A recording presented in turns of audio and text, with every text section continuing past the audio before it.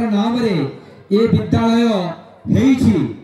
से विश्व विजयी विवेकानंद अमेरिकार चिकागो रे मात्र 3 मिनिट भाषण देइथिले, जहाकु कि सारा पृथ्वी आज मन रखिछि एवं तांकर वक्तव्य दिवस को इंटरनेशनल ब्रदरहुड डे हिसाब रे समग्र भारत वर्ष नुहे समग्र पृथ्वी रे पालन कराउछि। 1893 मसीहा सेप्टेम्बर मास 11 तारिख दिन जो वक्तव्य रखिथिले से अमेरिका रे, से वक्तव्य आज भी पृथ्वीवासी भूली पारि नाहंती। तेणु सही भली एक महापुरुषंकर नाम रे इंग्राजी मीडियम इंग्लिश विद्यालय जो तृतीय वार्षिक उत्सव रे मते मुख्य अतिथि भाव स्थान प्रदान करिथिबारु ए अनुष्ठान जे प्रतिष्ठाता आज आम गहन नाहंती सत, किंतु तांकर आत्मा आमरी गहन अछंती। से होचंती भारत रत्न पंडित लक्ष्मीधर राउत एवं तांकर जे सुयोग्य संतान डॉक्टर कुमार बाबुली एवं ए विद्यालय जे संचालिका आमर सूर्यकांति पुहाण महोदया, ए समस्त निकट में प्रथम मु कृतज्ञता ज्ञापन करुछि जे मते से माने मुख्य अतिथि भाव एटा को निमंत्रण करिसंती। पिला माने मु बेसी कथा कहबी नै, दुईटी शब्द कहबी। जो पिला माने अछंती मो संगे टिके कहबो तुमे। प्रथम को अरे हला अध्ययन करिवा, अध्ययन करिवा। तेबे आमे अध्ययन करिवा। अरे कोन अध्ययन करिवा, आरे होची आचरण करिवा। आचरण करिवा माने जेउटा को आमे अध्ययन करिवा सेटा को आम जीवन रे आचरण करिवा। कोन अध्ययन करिवा? प्रत्येक दिनर जो वैशिष्ट्य रही, जो महत्व रही, से कथा को भी आम अनुशीलन करिवा। पिला माने गोटे उदाहरण दउछि।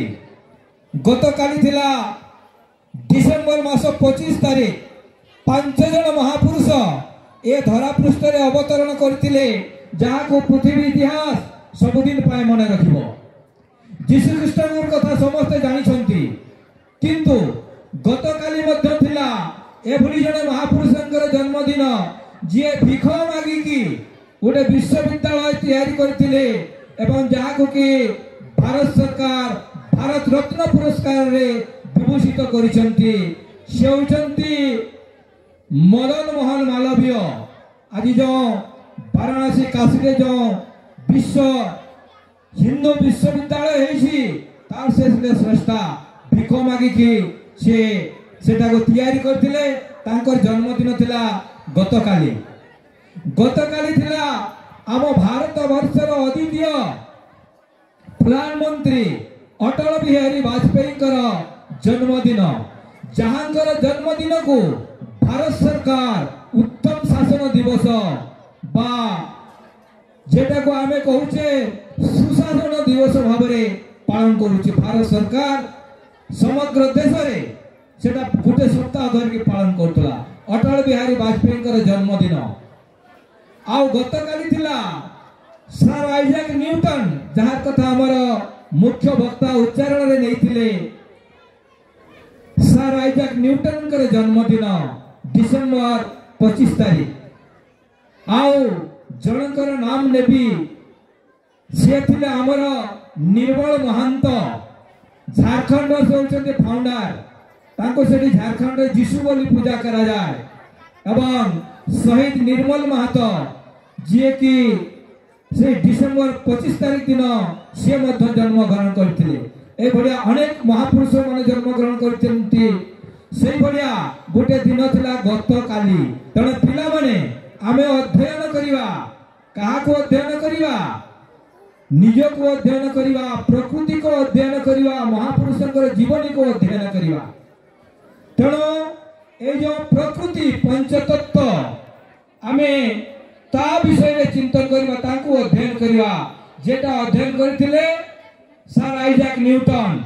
गोटे गछ मूल रे बसिथिले, आपण टिए पढिला, से पढिले, सबुदिन से फलटिए तलकू आसे किंतु से दिन सर आइजैक न्यूटन मनर विचार आसिला जे फलटिए तलकू काहे के आसिला ऊपर को काहे की गला नाही विचार चिंतन करले एवं पृथ्वीर जणे अद्वितीय वैज्ञानिक हिसाब रे निजको प्रतिष्ठित करले माध्याकर्षण शक्तिर बल को से प्रमाणित करले ए भलिया आज होची पिला माने डिसेंबर मास 26 तारीख तुमे मने करो या जो पूर्व मास थिला नवंबर 26 तारीख पृथ्वीर सबुठ बड़ संविधान जो देशर अछि सेटा होची भारत वर्ष सेटा थिला संविधान प्रतिष्ठा दिवस आगामी 26 तारीख होची जनवरी 26 तारीख आम संविधान रो 75 वर्ष पूर्ति उत्सव समग्र देश रे पालन करा जीवो राष्ट्रपति प्रधानमंत्री पाखु समस्ते आम देश रो जयगान करिवे तेणु आम अध्ययन करिबा हमर महापुरुष मानकर जीवन एवं हमर आजिका दिवसर वैशिष्ट्य जहाँ मुआ विशेष किसी कहबेनी पिला माने जहाँ मते बहुत खुशी लागुची जे डॉक्टर कुमार बाबुली ए जो कार्यक्रम को केन्दुनिहारे पिला माने मु जेतले पाठ पढुथिली सेतेबेले मु भी कॉलेज रे पढुथिबा समय रो बाणीपीठ सहित मु जड़ित एवं से केन्दुनिहारे 3 राति जाई की आमे सेठारे रहउथिले कार्यक्रम होतला आज पंडित लक्ष्मीधर राउत नहांती से केन्दुनिहारो साइकेल रे आमे पहुंची जाउथिले केउठी ना देवकुंड पर्यंत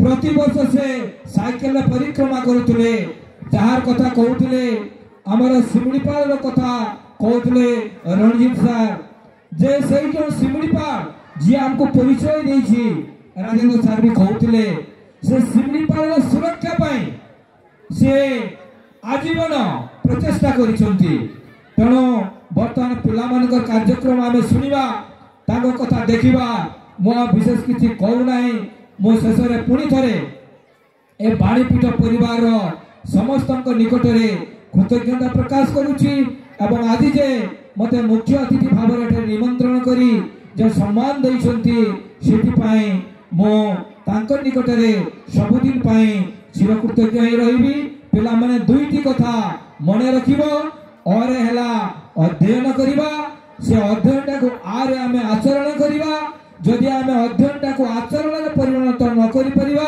तबे आमर से अध्ययन रो किछि मूल्य रहइबो नाही शेषरे पुणी थरे बाणीपीठ निकट रे मोर कृतज्ञता प्रकाश करी धन्यवाद अर्पण करी मोर बाणी को एठी विराम दउछि समस्त को शत शत प्रणाम।